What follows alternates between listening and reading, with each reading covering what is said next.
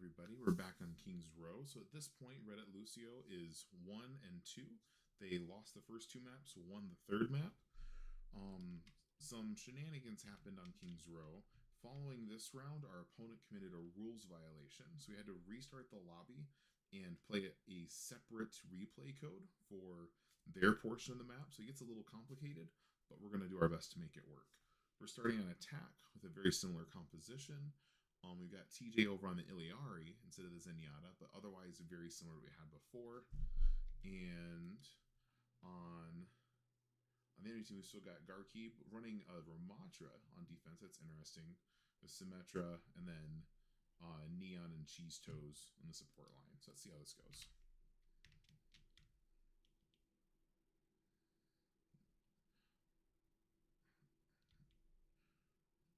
All right, so right on. Ooh, that's not ideal. So right on jump. I can't tell where we're trying to go.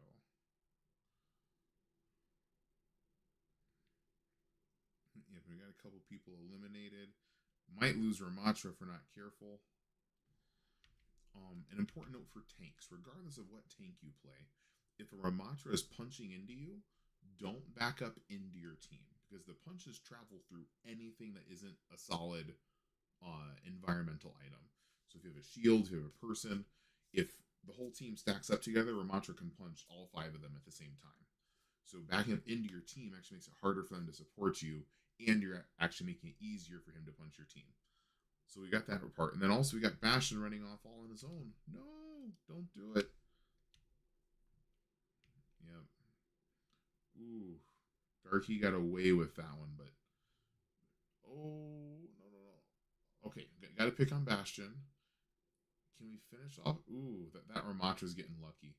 But he's also way up close and personal. So, a lot of maps have early, like, hyper-aggressive hold points that you can take.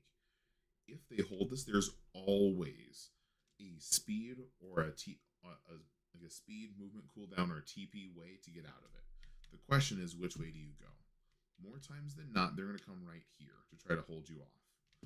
My recommendation is from within the spawn room, there's always another way out. So from here, you can come up here to the right and come around this way. And if you, again, just speed cooldown and get over here, you're now on the backside, you've got the back line. In fact, they are so overextended, if you come around that way, this is their actual back line. Or, again, from the spawn room, if you come here to the left, there's a little door here. It's not very well known. And if you hide well, like a good tracer blink, and they might see you through the window, but not likely. And they come around this way, free back line. But whatever it is, don't just walk into the same thing. Let's see it. Let's see what options we got. Okay, we're back together. That's good. Force them out of the hyper-aggressive hold.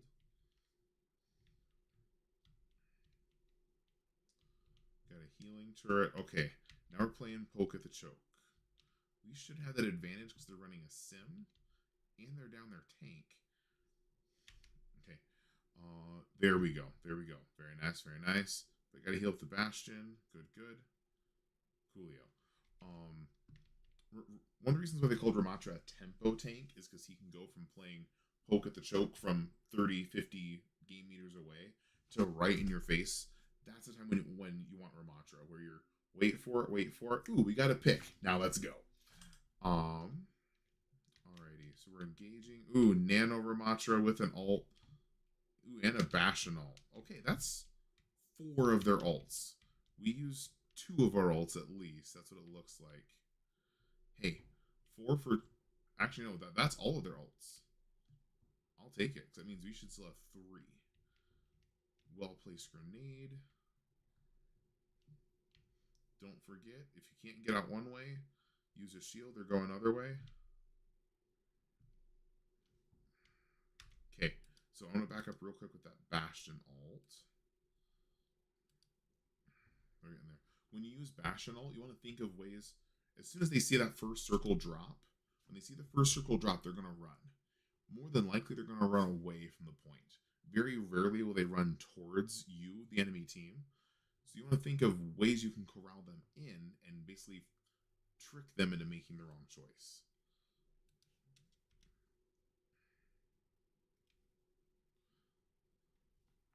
here comes the ult soon. So if you look at it, we go 1, 2, 3, and they run backwards away from us. If you run the cursor back and start by that choke where they're going to try to escape and run it the other way, you're more than likely to catch someone. The other one is to do a little one end, back end, middle.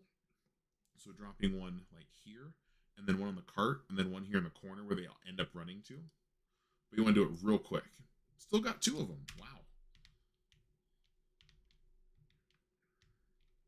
That's also the disadvantage of being clumped up, where if you try to spread out, Bastion's going to get one of you.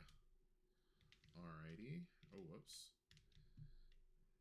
Can you get a stagger on the Lucio? Very nice. So once again, King's Row is a little bit harder to get an even spread out, but we don't need to have all 5 on the payload. Yep, still don't. Still don't. And if you look at them through the walls, they're still not back yet. Still not back yet. Just now kind of getting back at 3:42. I'm going to back up 20 seconds. Oh. In that same 20 seconds, you can take a soldier and run around this way. Come on up. Okay, you would probably run into him. Or, likewise, another option is you can duck under here, come upstairs, get this high ground, or you can come up here even. This high ground can be really oppressive if you get it after winning that first choke point. But either way, resist that urge to just stack up in the middle. That makes the whole team very targetable. And they're definitely targeting. All right, got a tank win, but 1v4 doesn't exactly favor the tank. Yeah. So traded tanks. Waiting on respawn.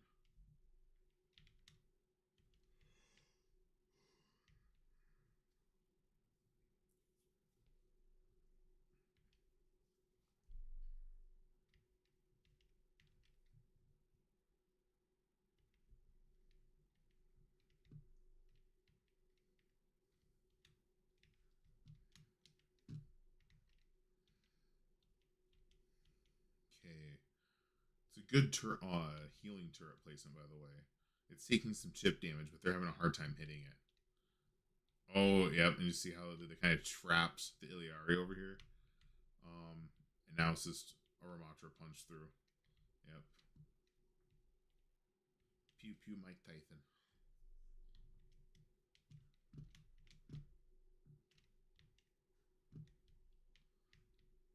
Alright, so we got a reset. Now, admittedly, that cost them 3 ults, I believe. Oh, 2 ults. Oh, you hate to see it.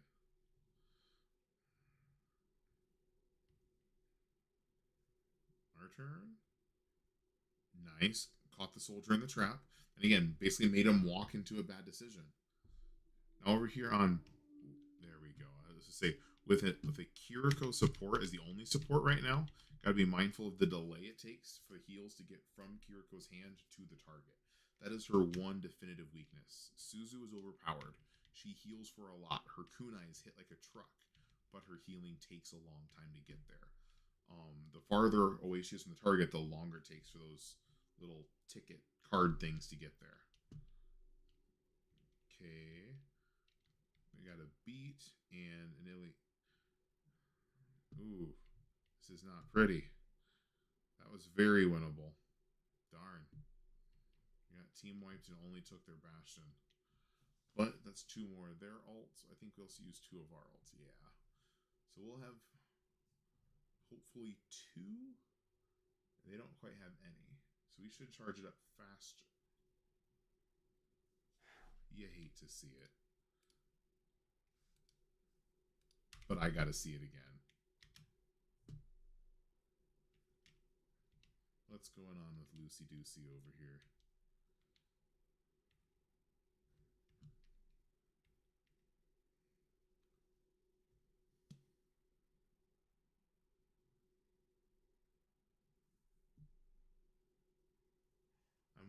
I'm wondering if he was trying to reset to switch heroes, maybe? Or to pick up the Bastion? or AFK. Oh, that hurts so bad. Oh, my soul. Because, yeah. And they're going to lose that now without those two guys. The power of grouping up. That's a case where I would have, okay, our support's down for whatever reason's going on, and our Bastion's down. If it's a 3v5, I just give them the point and back out. Because now, the Lucio is basically alone, gets away by the power of wall riding. Okay, gotta be careful around this pit, especially with the Lucio involved. This is silly environmental elimination. Ooh, nice Bastion mine. Good, good, good. Junker Queen. That's an interesting take. I mean, she's a good brawl tank, especially when you just got to get up close and personal here on this last point. But I'm not sure it's going to go the way they want it to. Okay. Okay, good Bastion ult from them. Okay. I'm not a fan of how they played defense on the stall here, because they had multiple people stalling. Now, Brig Lucio rely on being in the fight. They're brawl heroes. Same thing with Junker Queen. That part works well, but they're not really brawling. They're just kind of dancing and hoping that our aim was bad. Okay. And then same thing here. Just gotta make sure to be careful that we don't get into boop range. Yeah. So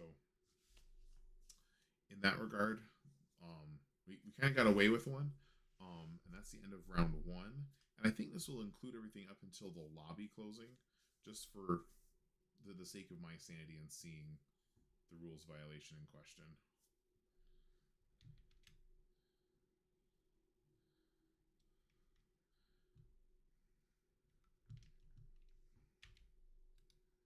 So we go, and if you look at it, they swap things around now where McSuss is playing support and Cheese Toes is going to play DPS. Yeah, and that's a definitive rules violation. So that they played some of that before I finally made the call on it, as far as, hey, you're not allowed to swap roles mid-game. Play Versus and Blizzard don't exactly have the best functional relationship as far as making sure that can't happen. So it happened, and then we closed this second part and use the 39 seconds from ours in consideration for calling for a draw. So I'm going to end this video here. Actually, no, I'm not. I'm just going to real quickly leave this one, pull up the other King's Row. King's Row. I think it's this one.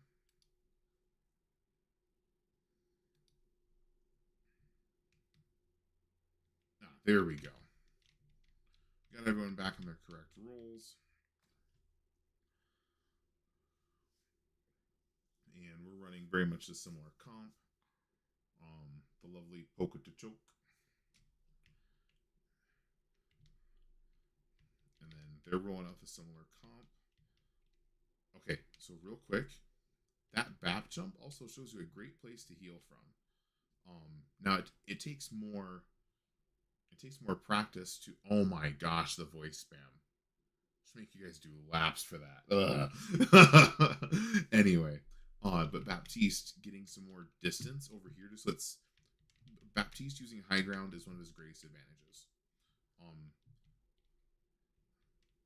right, this is another spot where we got to be more careful. We've got a Bastion wide out in front in the open. We're lucky that Farah didn't pounce on it. Nice pick on the Farah. Ooh, big rock. Ooh, good Bastion nade. Very nice. But now we gotta watch out for this Bastion up here. Did anyone call that the Bastion's on the high ground? That's not exactly a safe soldier spot. Nice work, Kiriko.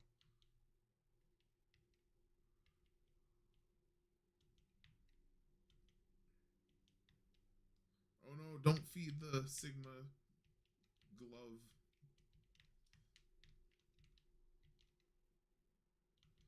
Alright. Playing lots of poke at the choke, doing just fine. Doing a decent job of managing cooldowns, dodging rocks. Another big thing I keep track of is the Bastion ult. Nice pick on the Farah. Farah is not having a good run of things right now.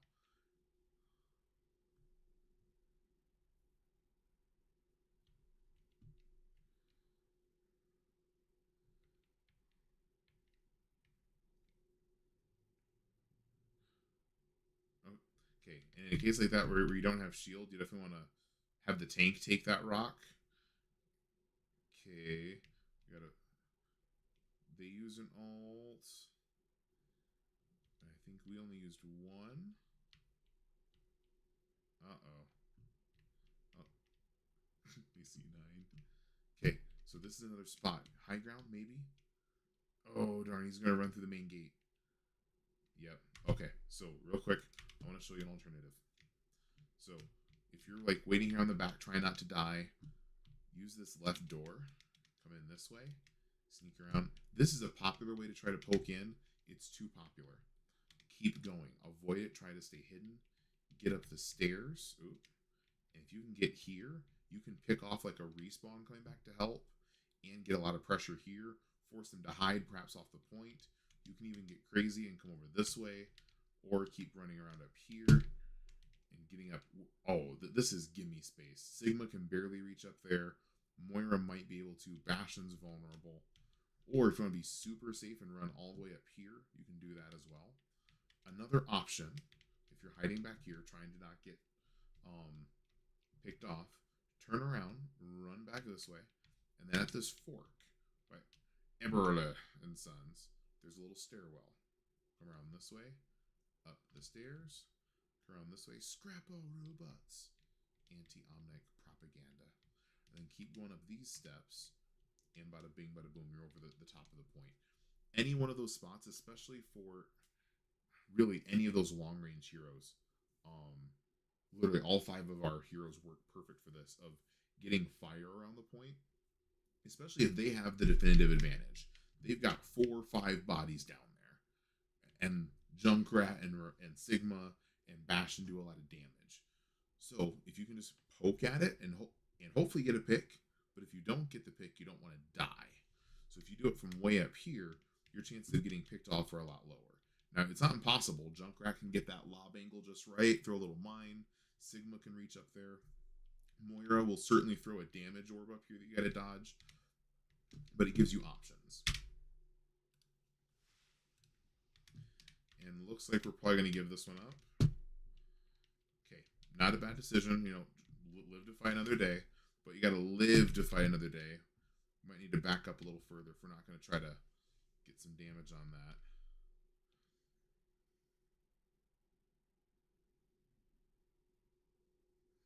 Don't feed it. Don't feed it. Oh, fed it a lot. Can we get the Lucio? Can we get the Lucio? Can we get the Lucio? No! Stinking Lucio, man. Now, the thing to keep in mind when playing Ramatra against Bastion is not just using that punch for offensive purpose, oof, but also using it for defensive purposes against a Bastion. No, why? Don't just run face first into a Bastion through a window. Run away. Okay, Soldier ran away. The next thing I would do besides running away is either run back to your team or run up to the high ground. Soldier feels like it takes a long time for him to run anywhere, but that sprint speed boost is quite significant. It gives him time to get to a lot of those places that the less mobile DPS can't get to. And it's not Tracer Blink, but his sprint has no cooldown and no limit. You can sprint as far as you need to. Ooh. That lamp was just a smidgen early. And looks like, oh man, yep. I remember how quickly this one went. No. Yep. And especially in a spot like that, you don't want to ult when you're down. It was 2v5. So now we got 4 minutes to hold tight. All right, we're regrouped. Getting some key fire in key places.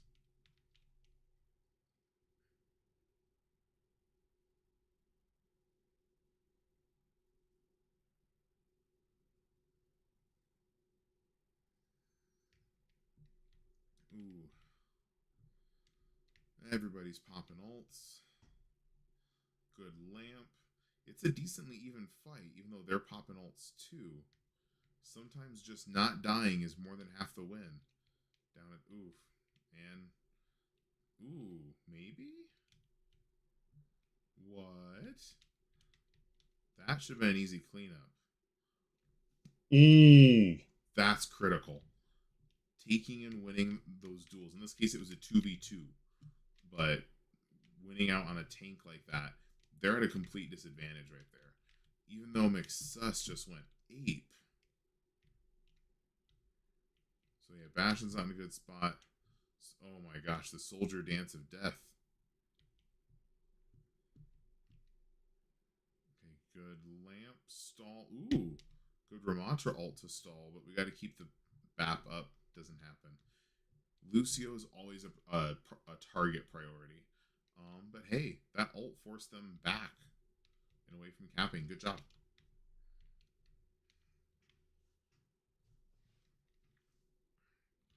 Okay, getting some poke pressure.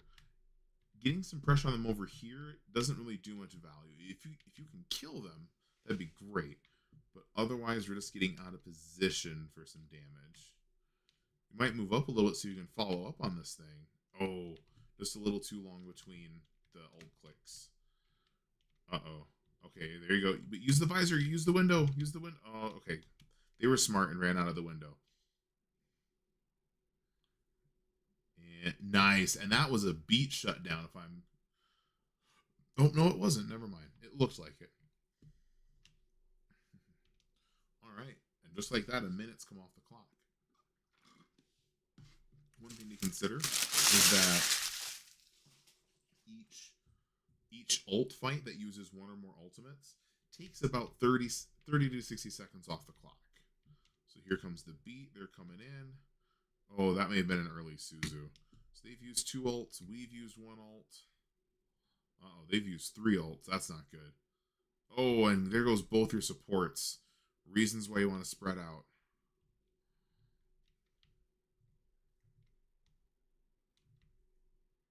Do we have a stall coming in, maybe? Nice little Bastion grenade. Ooh, perfectly timed Suzu. Good lamp, even.